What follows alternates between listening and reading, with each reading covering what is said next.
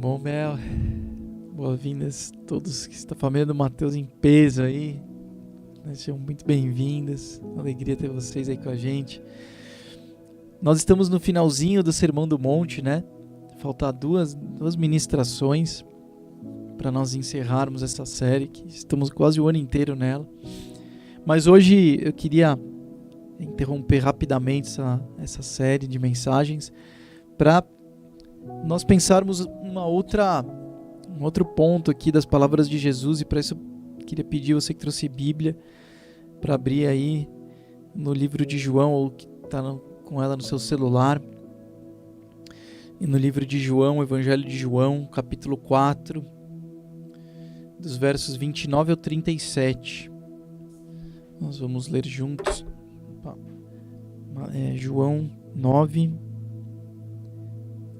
João 4, 29 ao 37.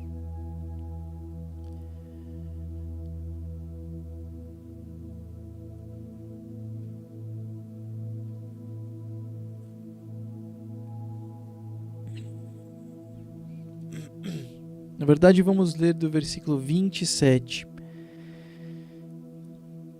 até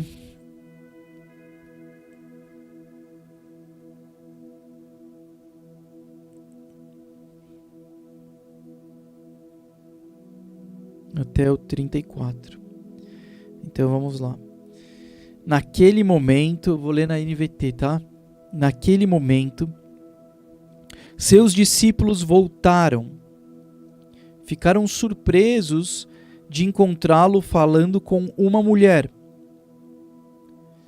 Só para te contextualizar que esse texto está fazendo referência àquele momento em que Jesus se encontra com a mulher do poço em Samaria, né? A mulher do poço, a mulher samaritana no poço de água, que foi retirar a água. Então Jesus se encontra com ela, tem uma conversa com ela. Você conhece essa história, né? Hoje a pregação não é sobre essa história, mas o contexto aqui é esse, tá? Então quando os discípulos voltam para encontrar com Jesus, eles tinham ido para um lugar procurar alimento. Eles encontram o mestre deles, Jesus, com essa mulher samaritana que havia ido buscar água. Mas nenhum deles se atreveu a perguntar: o que o Senhor quer? Ou por que conversa com ela? Que era muito incomum naquela época um homem conversar com uma mulher, principalmente judeus e samaritanos, né? Eram povos opostos, povos que não se davam bem. Então aqui havia duas coisas que chocavam quem via, que era Jesus, o mestre, um homem conversar com uma mulher, e um judeu com uma samaritana. E isso mostra que eles ficaram, né? O que está acontecendo aqui? No verso 28 o texto fala: a mulher deixou sua vasilha de água junto ao poço e correu de volta para o povoado, dizendo a todos: venham ver um homem que me disse tudo o que eu fiz na minha vida. Será que ele é o Cristo? Então as pessoas saíram do povo para vê-lo. Enquanto isso, então aí a mulher sai, volta para a cidade e fica só Jesus e os seus discípulos naquele poço. Enquanto isso, os discípulos insistem com Jesus: mestre, coma alguma coisa. Porque em outra tradução a gente vê que era o auge do dia, era meio-dia aqui, então aquela região, sol muito quente. Provavelmente Jesus estava com sede e fome. E os discípulos falam para ele: mestre, coma alguma coisa. Insiste para que ele se alimentasse. Ele, porém, respondeu, Jesus, no verso 32, eu tenho um tipo de alimento que vocês não conhecem. Os discípulos perguntaram uns aos outros: será que ele trouxe algum tipo de comida? Então os discípulos falam para Jesus: mestre, você precisa comer, você deve estar com fome, já está no horário do almoço, você caminhou muito tempo. Eles haviam atravessado uma cidade inteira até chegar nesse poço. E Jesus fala: não, eu tenho outro tipo de comida. E na cabeça literal dos discípulos, eles imaginavam que Jesus estava de fato falando sobre outro tipo de alimento. Será que ele trouxe, né, uma comida no alforje dele, enfim. E aí no verso 34, Jesus explica: meu alimento consiste em fazer a vontade daquele que me enviou e em terminar a sua obra. Amém? Esse é o texto que nós vamos meditar hoje.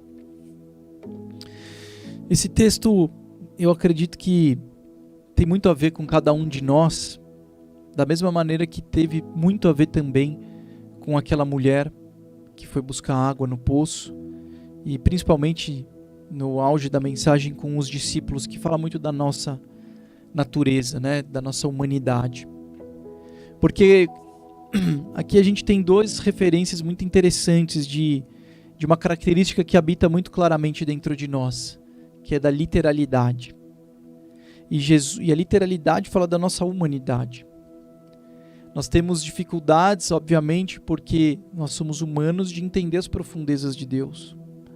Mas Jesus, sendo o próprio Deus, vivia e pensava como o próprio Deus. Mas por limitação e às vezes, uma série de fatores, na verdade, falta de intimidade, imaturidade emocional e espiritual,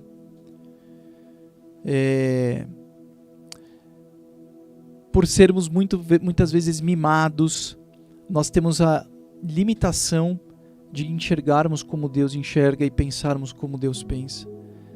E a gente vê, como eu disse, claramente duas referências aqui. A primeira é da mulher, que quando vai buscar água no poço, ela está preocupada com a matéria, né? o líquido, a água física que tem suas propriedades de saciar sede, de lavar roupa, enfim, uma série de outras utilidades. E quando Jesus está conversando com essa mulher, e ela está simplesmente limitada a esse plano terreno, pensando nas suas necessidades básicas, pensando nas suas necessidades físicas, necessidades monetárias, financeiras, preocupada com aquilo que ela tinha que fazer dentro de casa, com as pessoas que ela tinha que se alimentar e dar água para beber. Jesus estava pensando de maneira muito mais elevada e profunda em questões espirituais. Então aquela mulher, ela se limita a pensar que a água que Jesus estava falando era simplesmente água de beber. E Jesus fala para ela: a água que eu tenho para te oferecer é uma água que depois que você beber, você jamais terá sede novamente. E aí nós vemos na sequência essa mesma limitação na vida dos discípulos. Porque quando eles falam para Jesus comer algo, eles obviamente estavam falando a respeito de um alimento físico. E Jesus responde que tinha um outro tipo de alimento, e na sua limitação humana também, os discípulos acreditam que Jesus estava carregando um outro alimento com ele. Mas na sequência Jesus fala: o alimento que eu tenho, o que sacia a minha fome, é fazer a vontade do meu Pai. E tem uma outra tradução que continua isso, e ela fala: fazer a vontade do meu Pai e cumprir a missão que Ele me enviou para fazer. Jesus está falando: que sacia a minha fome é fazer aquilo que Deus me chamou para fazer, através da obediência. Então, os discípulos, eles eram limitados assim como nós, assim como a mulher também era limitada, nós também somos, para entender que o que Jesus estava ensinando para aquela mulher e também queria ensinar para os discípulos é que, sim, existem necessidades físicas, existem necessidades na nossa casa, nós temos desafios terrenos, não é verdade? Uma série de coisas que fazem com que gerem ansiedade e preocupação dentro de nós. E Jesus, sendo humano como ele era, também tinha todas essas necessidades, não é verdade? Jesus precisava comer, sim, precisava beber, sim, ele precisava dormir, tinha que fazer necessidades físicas, todas as coisas como nós. Mas existia uma prioridade, segundo a profundidade de Jesus, por ele ser Deus, que fazia com que ele se movesse em primeiro lugar num plano que nós não conseguimos por causa de muitas limitações que nós carregamos com cada um de nós, por causa da nossa humanidade. Mas a boa notícia é que ele nos convida para acessarmos esse lugar e nos movermos nesse lugar em primeira instância da nossa vida. Então existe uma maneira de nós mudarmos as nossas prioridades e tirarmos a nossa preocupação daquilo que é passageiro. Está fazendo sentido para você? Assim como os discípulos e assim como a mulher, a nossa preocupação sempre vai ser pela água e pela comida. Mas Jesus está falando para eles, existe uma água que depois que você bebe não terá sede. Existe um alimento que sacia você completamente mais do que qualquer prazer que esse mundo possa te oferecer. Você já ficou naquele estado de saciedade depois de ter comido alguma comida que você gosta? Nossa, estou satisfeito, estou saciado. O que significa isso? Que você não tem mais vontade por comer e para comer nenhuma outra coisa. Você pode ter comido o que seja um prato simples de arroz, feijão, bife, batata, né, que é um prato típico brasileiro, e estar saciado através desse prato, e passar na frente de uns restaurantes mais caros do mundo, com alimentos maravilhosos, mas por causa da sua saciedade, você não tem vontade de comer aquilo que você acabou de ver. Mesmo, imagina se esse restaurante estivesse oferecendo essa comida gratuitamente.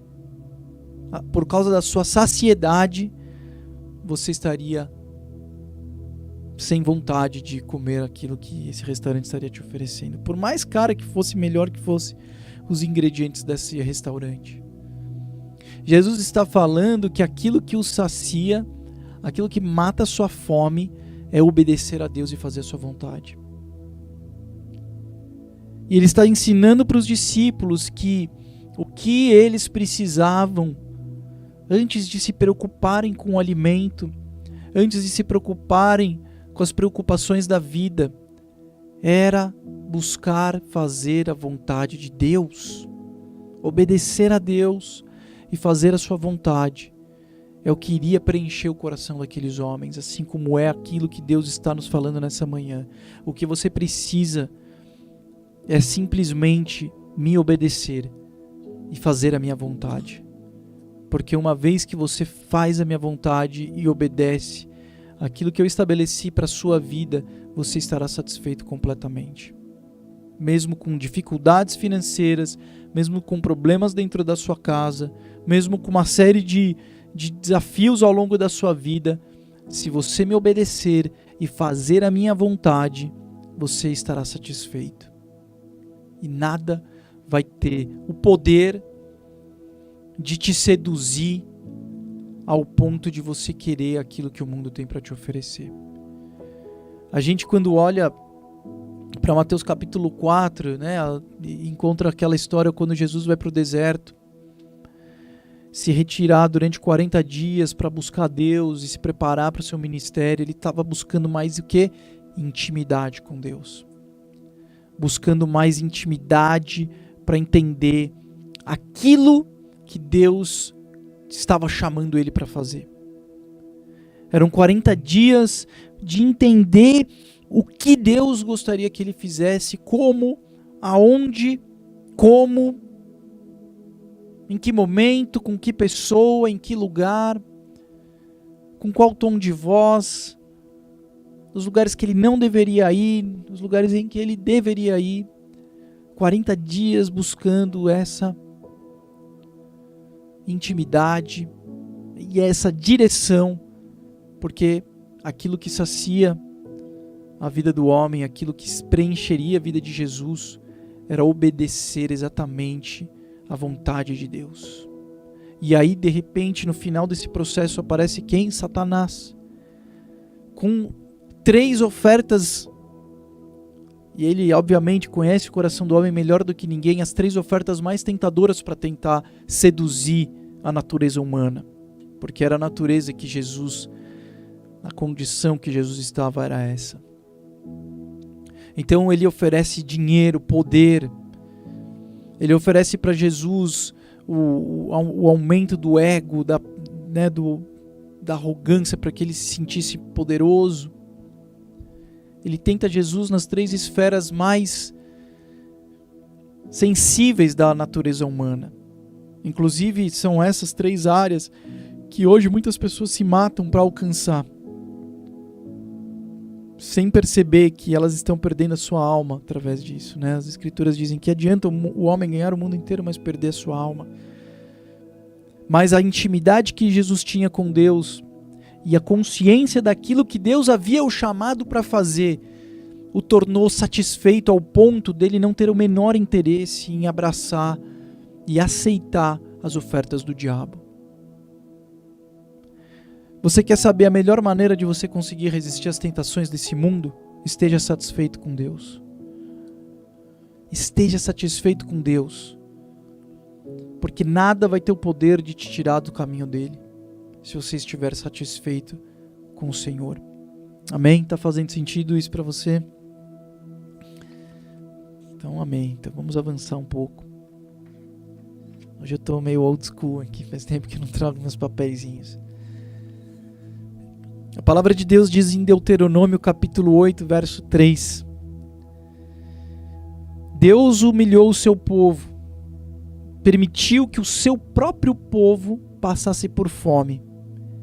Em seguida, ele o sustentou com maná, um alimento que nem vocês nem os seus antepassados conheciam, a fim de lhes ensinar que as pessoas não vivem só do pão, mas de toda a palavra que sai da boca de Deus. Amém? O que esse texto nos ensina? Que Deus permite que a gente passe por aflições e dificuldades, para que a gente entenda que o que nos sacia e o que nós precisamos não é apenas pagar contas, não é apenas o alimento físico, mas o homem vive principalmente da palavra de Deus. É a fé que nos mantém vivos.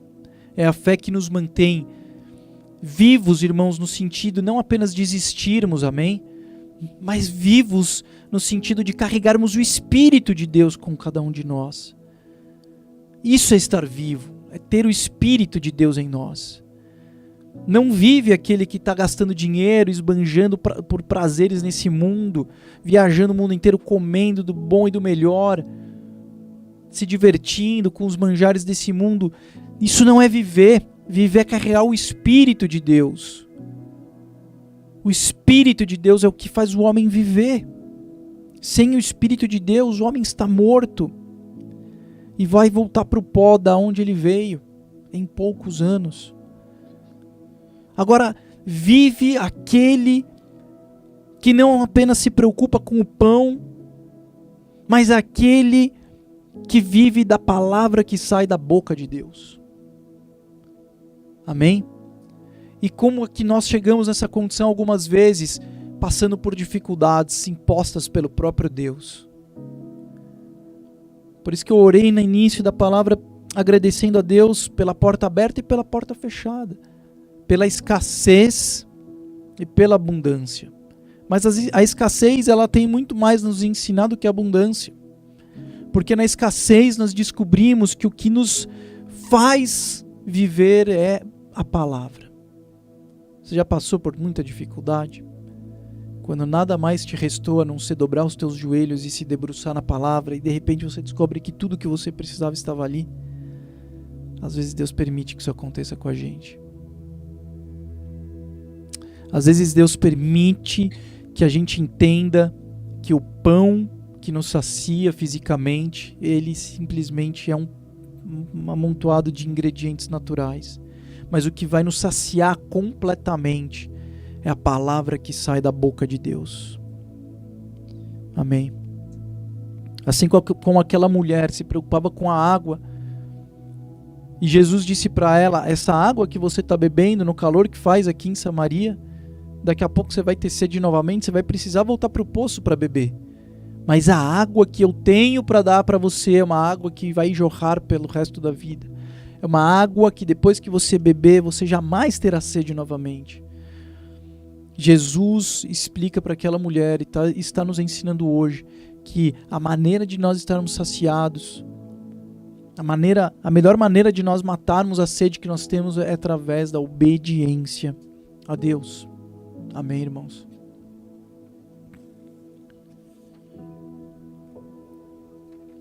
eu queria te fazer uma pergunta. Você hoje está vivendo isso? Você está vivendo, como a gente gosta de falar, no centro da vontade de Deus? Você está vivendo para aquilo que Deus te chamou para viver?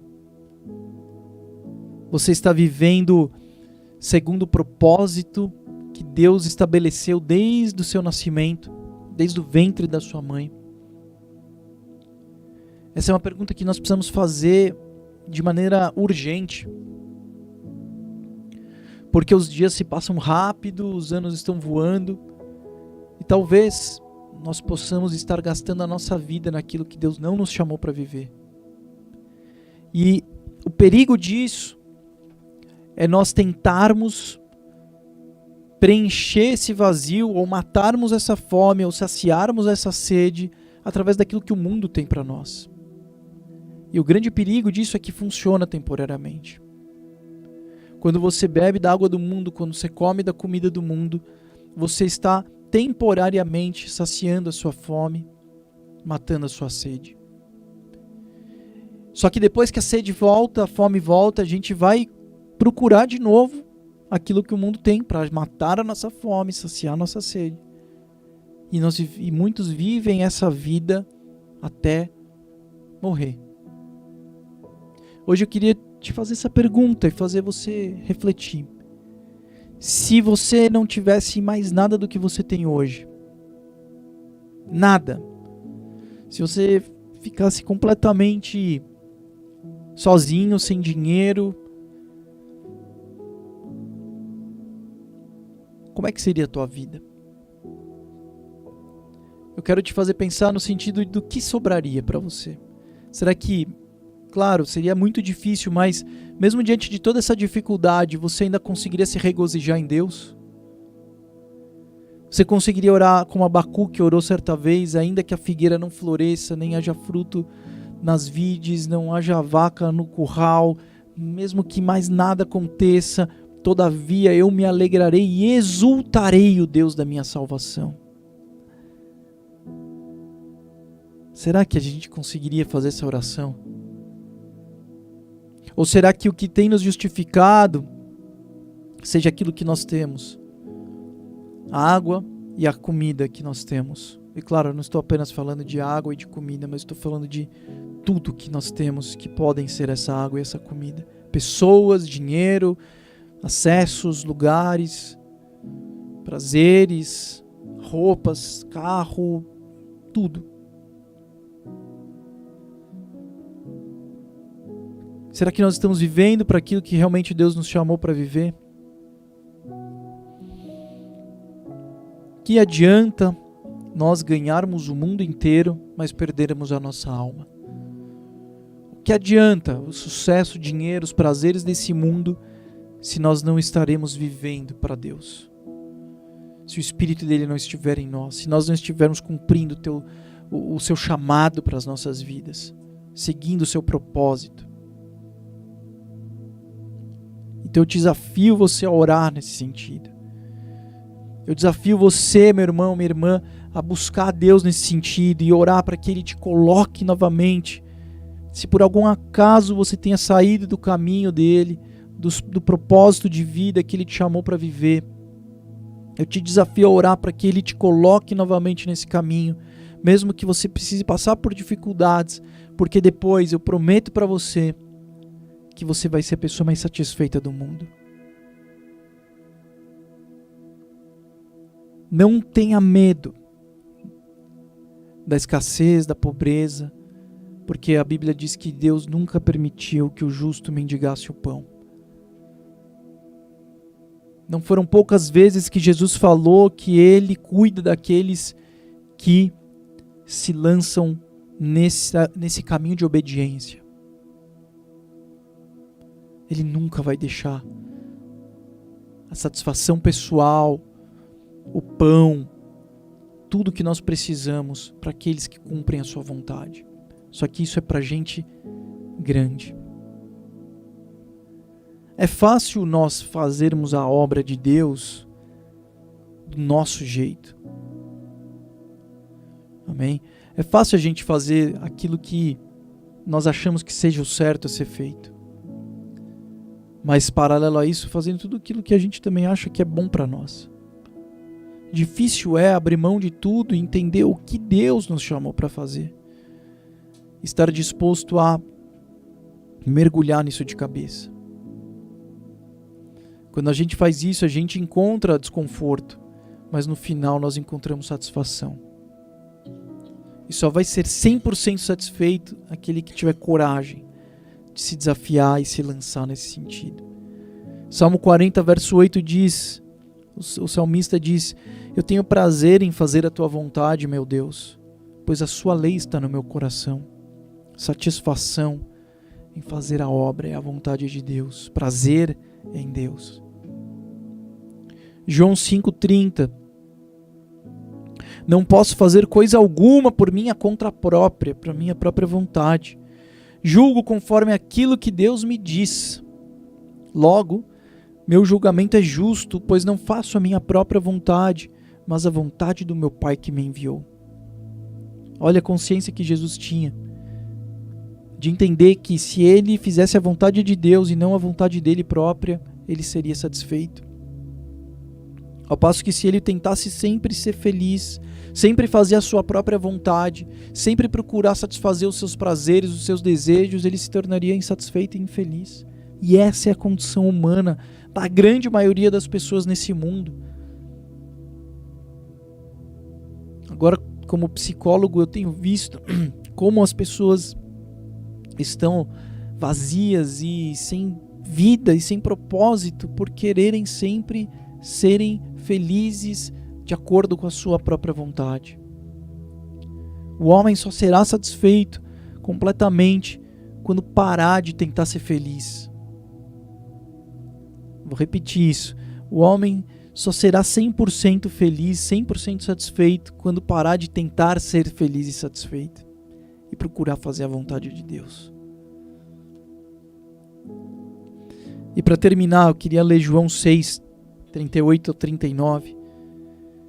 O texto fala: era como uma lâmpada que queimava e brilhava, e por algum tempo vocês se empolgaram com a mensagem dele. Mas eu tenho testemunho maior do que o de João.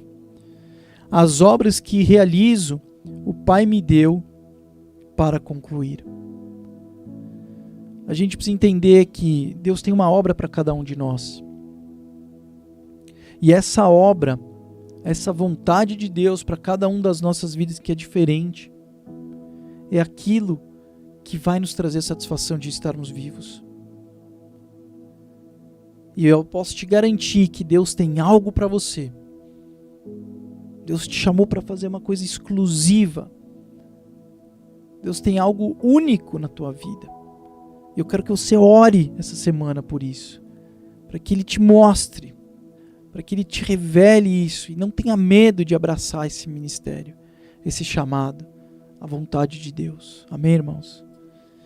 Vamos orar?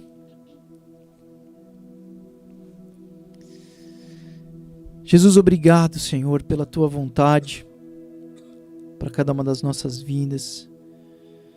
E nós oramos para que, da mesma maneira, ó Deus, que o Senhor disse que a Tua comida é fazer a vontade de Deus, que assim possa ser com cada um de nós. Só você sabe, meu irmão, minha irmã, quantas vezes você reclina a cabeça no travesseiro e vem aquele vazio. Meu, será que tá tudo bem? Nossa, tem aquele problema, aquele outro e aquilo e não sei o que lá. E de repente aquilo começa a tomar conta de você. Eu quero te dizer nessa manhã que Deus tem um alimento que vai te preencher, vai te saciar e vai te trazer a segurança de saber que você vai conseguir atravessar todos esses momentos difíceis. Porque o alimento que Deus tem para nós é aquilo que nos preenche completamente. E eu oro para que durante essa semana, em nome de Jesus, Senhor, o Senhor nos revele essa Tua vontade para cada uma das nossas vidas, Pai. E nos ajude a permanecermos firmes no Teu caminho. Em nome de Jesus nós te agradecemos, Pai. E agora, meu irmão, minha irmã, a gente vai participar da ceia. Amém.